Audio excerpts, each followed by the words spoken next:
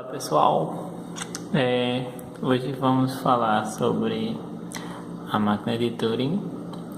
Essa vai ser uma videoaula para a cadeira de prática de computabilidade e vamos explicar um pouco sobre a teoria do que foi a máquina de Turing e mostrar um pouco na prática como implementar uma máquina de Turing teoricamente no papel e como ela funciona. Bom, a máquina de Turing ela serviu como base para a computação. A computação, lógico que na época que Turing criou essa base, não existia os computadores como existem hoje, mas a lógica da computação, como a gente conhece, ela veio baseada na máquina de Turing. Por isso que ela é uma máquina, ela também é chamada de máquina universal, certo? Porque ela é baseada, os computadores de hoje são baseados na lógica de Turing. E a máquina de Turing, ela é baseada nesses três pilares. Ela é basicamente uma memória ou uma fita que a máquina tem a fita de entrada dividida em células, certo? Cada quadradinho desse representaria uma célula da fita que a máquina pode ler, escrever, se movimentar na fita. Ela tem o estado, que é o estado da máquina. A gente vai ver mais detalhadamente como é. E as ações ou transições na fita ou no estado. E no estado. Que a máquina de Turing é basicamente ter uma fita, que é sua memória, uma cabeça de leitura, posso exemplificar como essa setinha, que ela vai ler e escrever símbolos que estão aqui nessa fita. A gente vai ver que a fita ela tem o seu próprio alfabeto, no caso o alfabeto de símbolos finitos, e a máquina ela lê e escreve nessas células com base no estado e nas operações de transição que estão armazenadas para a máquina executar. E no estado que ela está, ela lê, escreve e faz transições. É basicamente isso, certo? E aí toda máquina de Turing ela é composta basicamente,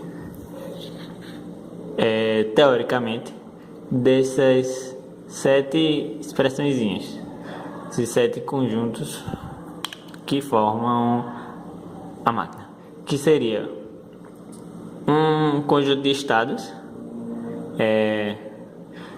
que se vocês já pagaram autômatos, estão muito familiarizados em estados, que a gente tem um estado inicial, estado final, transições, tudo mais. Estado final, estado inicial, representado pela setinha, as transições de um estado para o outro, que aí depende do estado atual. O alfabeto da máquina, que é um alfabeto finito, conjunto de estados também. Existem 2 tipos de alfabeto, tá? Que é o da máquina e o da fita. A definição, né? Na definição formal. Isso aqui é a definição formal da máquina. Tá bom? Geralmente com esses símbolos, mas existem variações. Aí tem o alfabeto da máquina, que pode ser qualquer símbolo, A, B, números, certo? Independe. Alfabeto da fita, certo? A da máquina são os alfabetos que a máquina compreende, e o da fita, os que podem ou não aparecer aqui na fita, que geralmente são bem parecidos esses dois. O estado inicial, geralmente representado por S, pode ser o S0, tanto faz. Símbolo vazio, que a gente sempre tem um símbolo que represente o vazio, que também nós representamos o começo e o fim da fita como vazio, geralmente.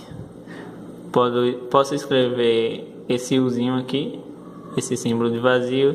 Tem gente que escreve um traço, um B, depende do símbolo. Estados finais, que é o estado em que a máquina para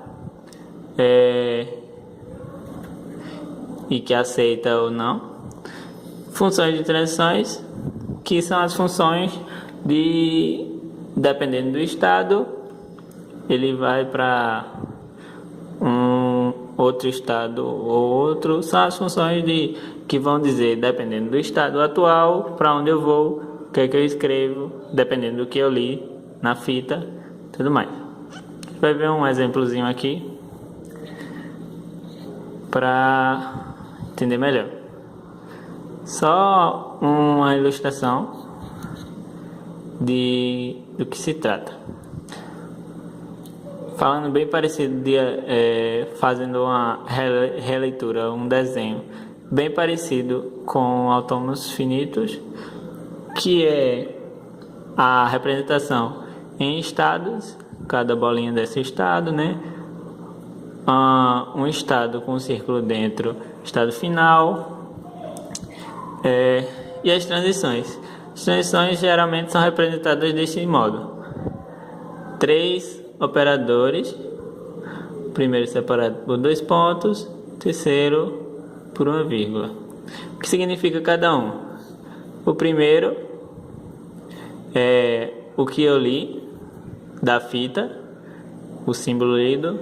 O segundo, o que eu escrevo. E o terceiro, a direção. Ok? Pronto. E como podemos ver aqui no exemplo, primeiro símbolo, o que eu leio da fita. Se eu li aqui na fita o símbolo A, eu escrevo B, apago A, escrevo B e movimento a cabeça de leitura para a direita. Agora ele vai ler o símbolo que tiver aqui, dependendo do estado, tananã, e tudo mais, ok? E outra forma de representar que eu achei interessante mostrar para vocês é essa aqui, do estado, que é como se fosse uma cartinha, certo? Eu achei interessante para até fazer um joguinho ou alguma coisa do tipo, que é no formato de uma carta. Eu tenho aqui a descrição do estado atual. Se eu estou no estado atual S0, se eu leio o símbolo A, eu escrevo o B, vou para a direita, e o próximo estado eu coloco aqui S2, S1, tanto faz. É uma maneira diferente e mais lúdica de tratar a máquina de Turing, e eu vou dar uma leve explicadinha de como colocar isso aqui nesse formato mais explicadinho. Galera, eu trouxe aqui a máquina de Turing mais explicadinha, separada, nossa legendinha e uma tabela que eu fiz aqui para exemplificar como funciona a máquina. Aqui a gente tem uma tabelinha com o estado, o que ela lê, o que ela escreve, para onde ela vai se mover e o próximo estado da máquina, certo? Por exemplo, aqui no estado 0, S0, se ele lê A, ele vai escrever B e vai para a direita. Como é que a gente representou isso aqui na tabela? Se no S0 ele leu A, ele escreve B na fita, vai para a direita e próximo estado S1. Beleza? Essa aqui são as regrinhas de transições da máquina. Alan Turing, ele tem uma frase famosa que ele fala que com uma tabelinha dessa aqui, qualquer pessoa é capaz de executar uma máquina de Turing, que são nada mais do que ler as informações de cada transição, saber o estado atual da máquina e ler e escrever na fita e movimentar a cabeça de leitura. Por exemplo, aqui, se essa nossa máquina tivesse a entrada essa fita, a gente começaria do vazio, lê o vazio, escreve vazio, vai para a direita e o próximo estado continua no S0. Foi para a direita, esse aqui, fechou?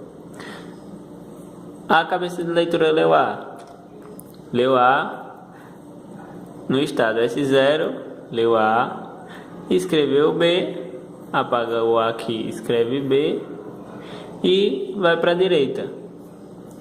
E assim sucessivamente até acabar a nossa fita e ele vai retornar uma fita de saída, né?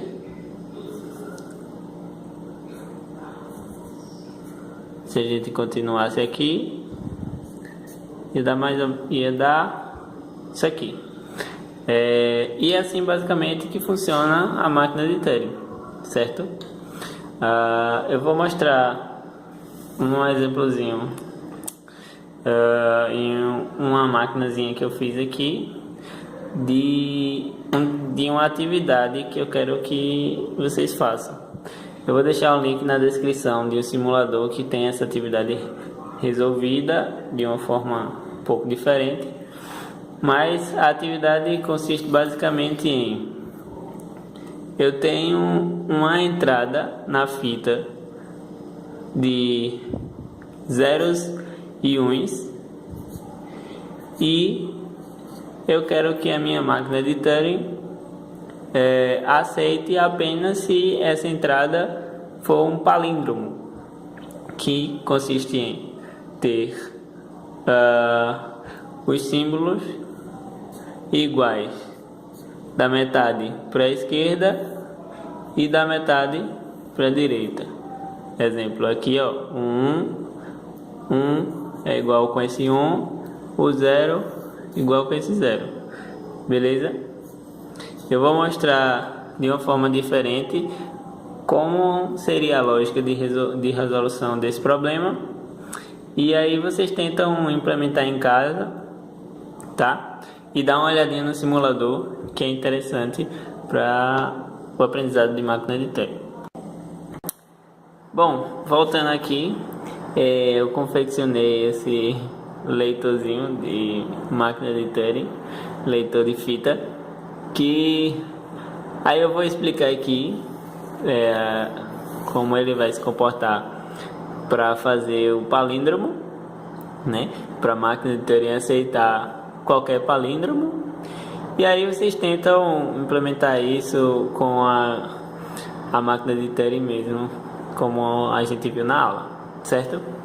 E é basicamente o seguinte: eu tenho uma cadeia aqui na fita, né? Certo? E a máquina de TR tem que fazer o seguinte: quando lê o vazio, vai para direita, né? Até lê ele tem que ir para o final da fita à direita, chegar no vazio, voltar e encontrar outro 1, certo? Se ele encontrar um 0, quer dizer que não é um palíndromo, porque vão estar diferentes. E aí a execução é o seguinte: vamos lá, vazio, leio 1, escrevo vazio, leio 1 ou 0, né? No caso aqui é 1, leio 1, aí eu escrevo vazio, desculpa.